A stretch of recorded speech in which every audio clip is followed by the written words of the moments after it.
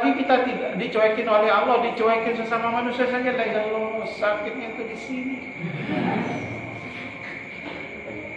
Apalagi tiba-tiba misalnya si Azril, ya, tiba-tiba disebogin sama si Hurun.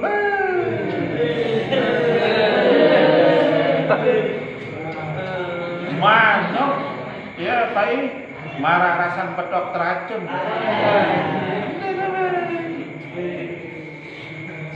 Ini Allah yang kasih ridho, ini Rasulullah yang ridho ke kita, ini orang tua kita yang ridho ke kita, ini yang ridho guru kita. Maka disitulah kemudian malaikat rahmah akan memuji kita dengan nikmat yang luar biasa. Maka ciri-ciri orang yang mahabbah kepada Allah, mahabbah kepada Rasulullah, mahabbah kepada ilmu dan guru-gurunya adalah yang pertama, dia menunggu fatwa dari Allah, dia menunggu fatwa dari Rasulullah, dia menunggu fatwa dari guru-guru. Kemudian yang kedua, dia memilih majelis berbaring duduk, walaupun kemudian dia tidak berbicara apapun, hanya sekadar duduk itu sudah sangat dia rindukan.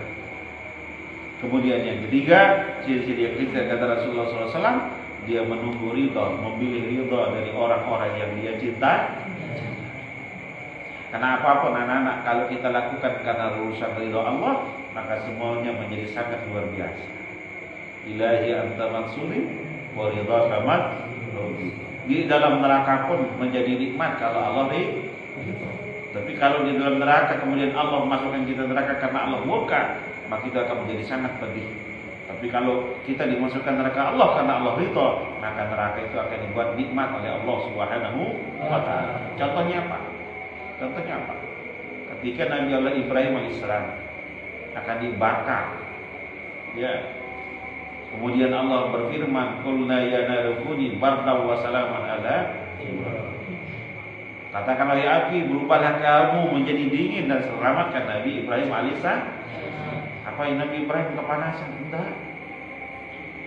Justru api itu berubah menjadi sangat dingin, sangat cool, membuat tubuh Nabi Allah Ibrahim alaihissalam menjadi sangat sejuk. Sehingga terheran-heranlah orang yang melihat Nabi Ibrahim yang dibakar. Itu apa? Karena Ibrahim itu kualitas cintanya luar biasa kepada Allah Subhanahu wa taala. Kalau memang Allah yang punya keinginan untuk membakarku, maka aku ridho. Kalau Allah yang menginginkan saya untuk kemudian masuk nerakanya, aku ridho. Seperti yang sudah saya ceritakan kepada kalian bahwa ada seorang ulama besar, ya, tidak pernah tidak ibadah, ngajinya luar biasa, salatnya luar biasa, sedekahnya luar biasa, hubungannya dengan masyarakat tidak pernah bermasalah.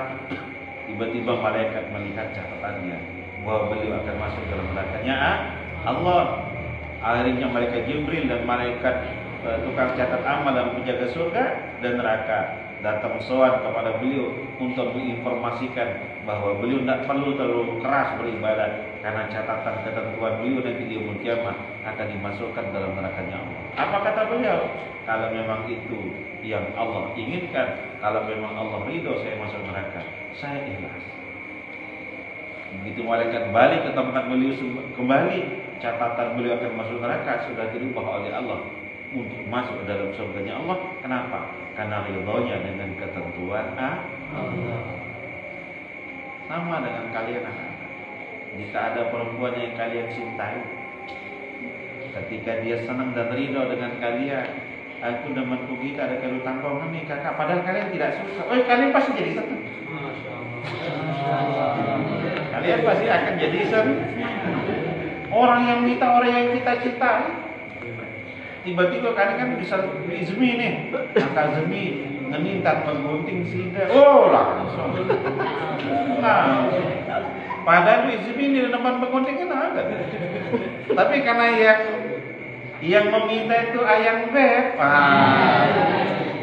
namun bahasa Inggris embeb.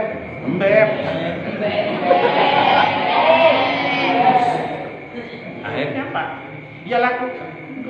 Ketidaksukaan itu menjadi hilang. Dan ingat anak-anak, ini saya ingatkan kalian, ini pengalaman saya pribadi dan memang ilmunya begitu, bahwa ketika kalian menikah nanti, Tidak 100% keinginan kalian terhadap pasangan kalian itu bisa direalisasikan. Nggak bisa, memang. Demikian juga pasangan kalian, dia punya ekspektasi yang luar biasa tentang sosok laki-laki yang dia inginkan. Tapi tidak mungkin memaksakan kalian akan sempurna seperti apa yang dia inginkan. Disitulah fungsi kita saling menyempurnakan dengan karena cinta kepada Allah. Tidak bisa mencari kesempurnaan di sama makhluk itu, tidak bisa. Maka disitulah dibutuhkan keikhlasan dan keridhaan. Orang yang mencintai harus mencintai kekasih yang dicintai, tidak hanya mencintai kelebihannya, tapi juga mencintai kekurangannya. Kalau hanya kita mencintai kelebihannya, berarti kita adalah cinta dengan emosi, kita cinta dengan nafsu. Tapi kalau kita cinta terhadap pasangan yang kita cintai, itu mencintai kelebihan sekaligus kekurangannya, berarti kita mencintai karena mencari ridha Allah Subhanahu. Oleh karena itu anak-anakku, yang paling penting, mari kita cintai apa yang Allah tentukan terhadap diri kita agar kita mendapatkan ridha dari Allah Subhanahu wa taala.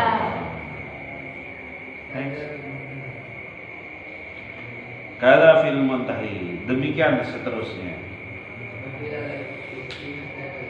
Masya Allah, sebagian ulama berpendapat bahwa mencintai itu akan menghancurkan tabir. Rahasia-rahasia yang terdalam itu akan terbuka. Itu kekuatan cinta itu. Wah, tadinya kalian tidak tahu betul, hanya jadi tahu. Wow, bahasanya asal-asal. Wow, ada banyak yang wow. Yang kemudian akan terbuka pada diri kalian karena kekuatan cinta. Fakasbul asrari, dan akan membuka tabir-tabir rahasia-rahasia. Jadi orang yang dicintai oleh Allah, Allah akan membukakan dia rahasia-rahasia. Makanya orang yang ma'rifah itu, dia sudah duduk pada makam mukasyafah. Makam pada dia sudah dibukakan oleh Allah pintu-pintu rahasia Allah. Maka ketika kalian mencintai seorang dan orang itu mencintai kalian tulus karena Allah, maka dia akan membukakan seluruh rahasia tentang dirinya. Bagaimana kalian akan menaklukkan dirinya? Pasti buka. Tapi kalau kalian saja yang cinta, orang itu tidak cinta, pasti dia proteksi dirinya. Oh, dia kemana buka diri, kan gitu dia. Tapi kalau kalian benar-benar saling mencintai, maka seluruh rahasia di antara kalian akan terbuka begitu indah. Lagu dia sekali. Setelah menikah, kemudian kalian hidup bersama.